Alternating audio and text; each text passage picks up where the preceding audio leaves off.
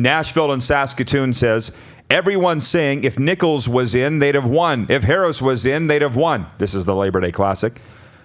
Nashville reminds people Winnipeg didn't even want Nichols starting. They wanted Chris Strevler as their starter. So in the time we have left, where are you on the Strevler-Nichols debate? No, nobody wanted that.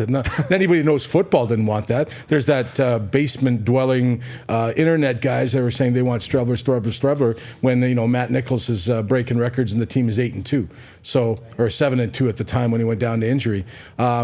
Chris Strevler is a very adequate backup with time, with development, and with seasoning. He will be a great quarterback in the CFL. The time is not now. We've seen this in a couple of games that he just doesn't display the confidence that he did last year in the preseason. But there's no doubt about it. The guy is the. I'm glad they didn't go out and get Drew Willie, or they didn't coax Kevin Glenn out of retirement or something like that. Things like that. He's going to be fine. And you saw that in the third quarter. You saw that in the fourth quarter. The play calling, the schemes, they got better. And if we wouldn't have had such a disastrous first quarter, we would have been I think the outcome would have been different. I totally believe that, the way the Winnipeg Blue Bombers came out after halftime and I think dominated. I don't think, if I could be mistaken, but were the 3 points Saskatchewan got and with no time left, was that the only points they got in the second half? There's my case. So, and that would have been, you wouldn't have seen those kind of mistakes and that kind of lackluster offense if Matt Nichols and Andrew Harris wasn't in the first quarter. Right, but if they are going to be the best team in the CFL, i.e. champions, when all is said and done, they got to play 60 minutes. End of story. Absolutely, and that's what I'm saying. That's why I'm not too choked about it. I mean, Saskatchewan is a very good football team. We've seen that. I mean, they haven't lost in 2 months. How many games in a row? 6 in a row? 7 in a row? 6. So 7 on Saturday. Yeah, 7 on Saturday. I got him! You got me. That's not a YouTube moment. Yeah. And he stopped. Yeah. Remps, last word, because I know you got to go after hour 1. I think, although I agree with Dave in some respects, I think he brings up some very, very fair points. But I always feel like the situation always dictates how the game is played.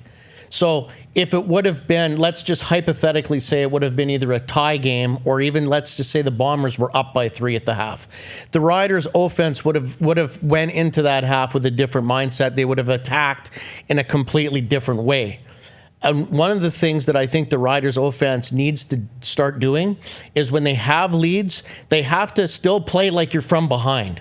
Sometimes I think they almost try to manage the play calling so much that it's like, let's just not screw up and like give somebody an opportunity. Well, if you do that long enough, you're going to eventually give up some drives and your defense is going to crack and you're going to give up some plays. So although I agree with Dave, it would have been we'll never know because it didn't happen, right? Different play calling, but I think the situation dictates how the game is played, and if the Riders would have been, say, losing or it would have been tied, they would have called a completely different game in the second half. We saw in the last drive what happened when they needed to score points. So maybe if they'd have had that urgency earlier, the same thing would have happened. Who knows? We'll never know. And Sheldon, Fajardo is your starting quarterback. He's not your backup quarterback. You got rid of the starting quarterback a long time ago. Get off of that. Corey Fajardo is your starting quarterback. He's not your backup.